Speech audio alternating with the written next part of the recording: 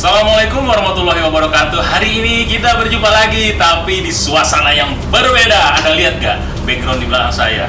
Itu ada yang berjalan itu ya. Jadi ini bukannya di studio, tapi ini memang di on the spot. Jarang ada yang akan seperti ini ya. Nah, Anda lihat podcast-podcast lain tidak ada yang seperti ini gitu kan.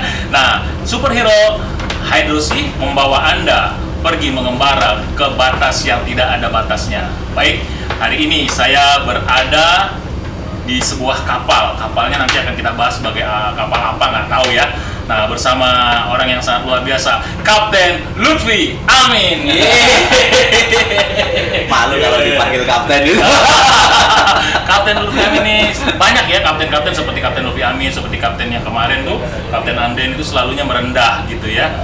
Nah, jadi di sini saya di Pelabuhan Tanjung Priok ya. Kapten Lutfi Amin ini merupakan kapten yang senior.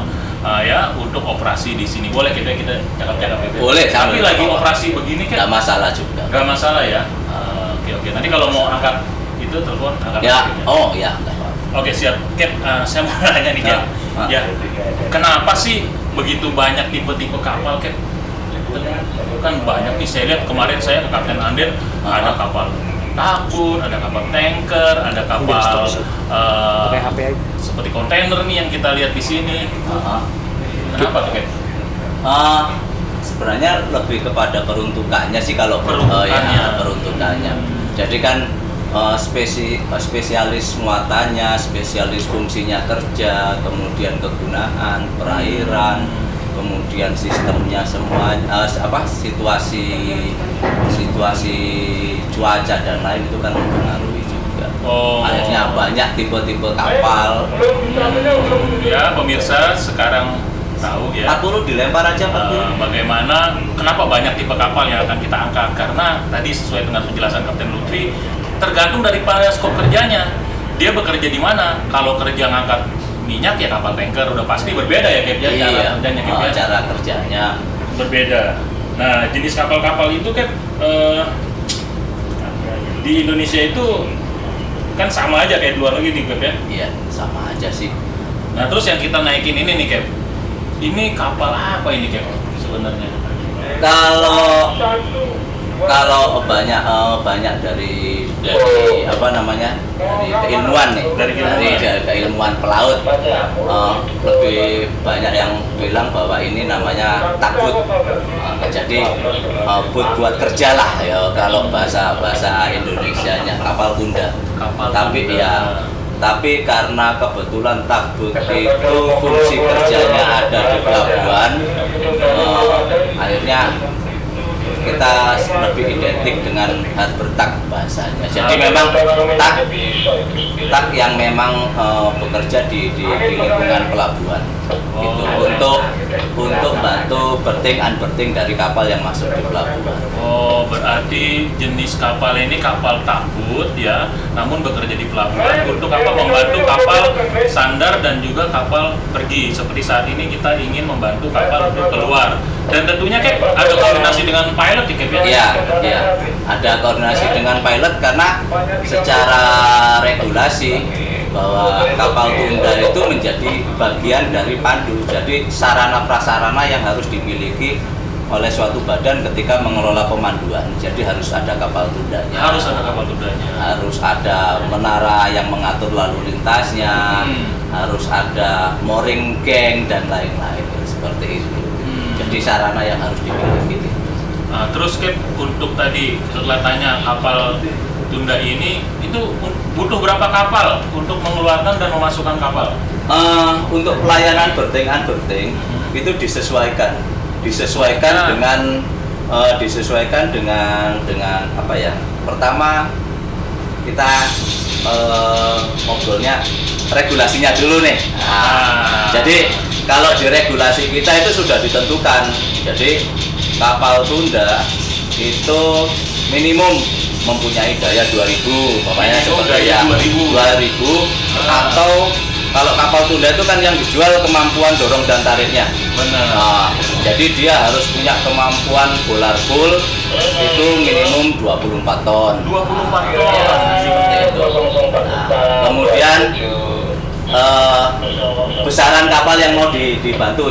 Misalnya seperti ini kan hanya 120 meter. Oh, 120 meter ya? Iya.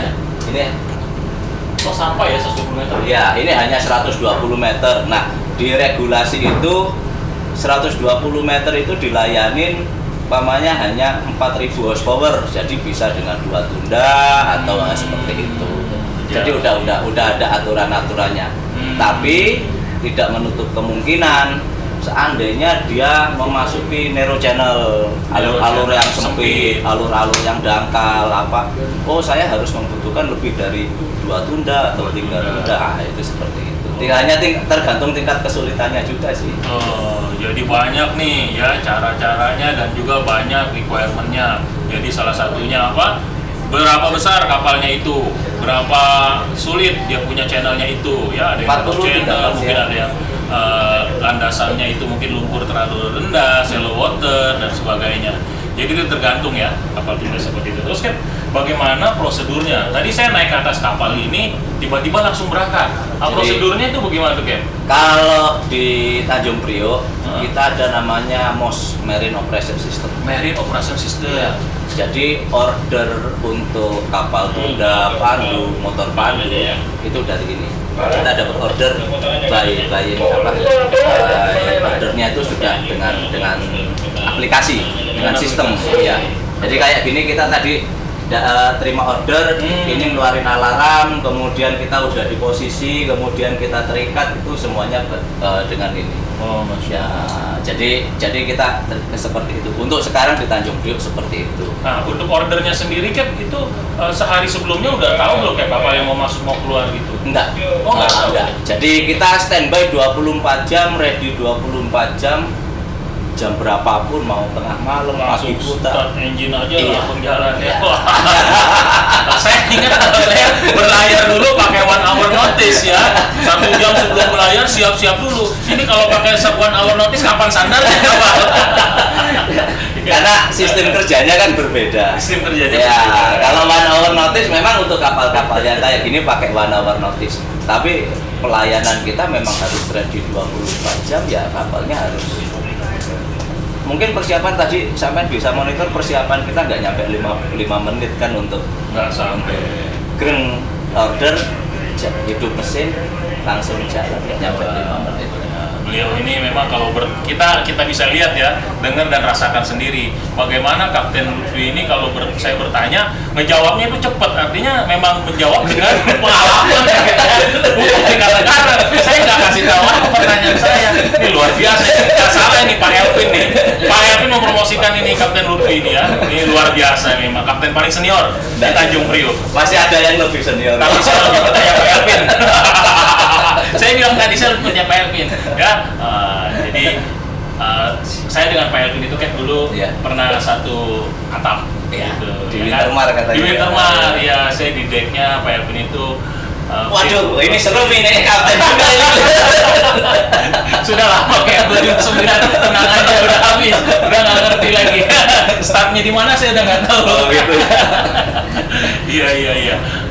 Gitu nih, Cap, ada banyak pertanyaan nih Cap daripada masyarakat umum ya. Saya melampiaskan aja dari masyarakat umum. Kapten itu di kapal itu sudah berapa lama, Cap? Di belayar dalam belantika laut. Jadi kebetulan saya basicnya bukan pelaut. Basic kapten hebat ini bukan pelaut. Saya basicnya bukan pelaut. Saya basic saya informatika, IT. Lihat tuh ya, informatika IT. Dulu sekolah saya programmer. Jadi dengar yang IT masih punya kesempatan jadi kapten kapal ya di sini ya. Saya sekolahnya dulu programmer, kemudian saya bergabung dengan Pelindo 2. Pelindo 2. Dan awal saya terjun di kapal itu bukan sebagai orang dek. Jadi awal saya terjun di kapal itu saya sebagai orang mesin oiler. Sebagai orang sih? Iya. Jadi agak bingung juga nih. IT kenapa bisa masuk ke kapal? Terjunnya iya mau jadi apa? Jadi pada tahun 96, 97 itu kan regulasi belum seketat sekarang. Betul. Belum seketat sekarang. Kemudian Indonesia waktu itu masih butuh-butuhnya pelaut. Jadi nilai pelaut itu masih mahal lah. Masih mahal. Iya. Nah, jadi kalau namanya BUMN, pola yang berlaku kan pola penempatan. Jadi saya ditaruh di kapal tanpa basic apapun untuk dari sisi kepelautan itu saya tidak punya basic apapun. Nah, dari situ kemudian kita ibaratnya perusahaan melakukan training. Nah, mulai tahun 2004 itu regulasi yang di Indonesia itu sudah mulai berbenah nih. Nah, di situ kita mulai diambil harus mempunyai BST, ya kan? Harus mulai punya BST. Pokoknya semua sertifikasi yang harus dimiliki pelaut minimum, itu kita harus punya. Nah, jadi bagi Anda yang mau ikuti jejaknya Kapten Luffy nggak bakalan bisa. Zaman kami dulu naik ke atas kapal bantu-bantu cuci piring, besok pulang sijil. Sekarang diturunin. Harus punya itu sertifikat kompetensi, sertifikat short course, basic safety training dan sebagainya. Luar biasa. Jadi yang orang-orang sekarang nih Cap, kalau mau jadi pelaut gimana caranya Cap?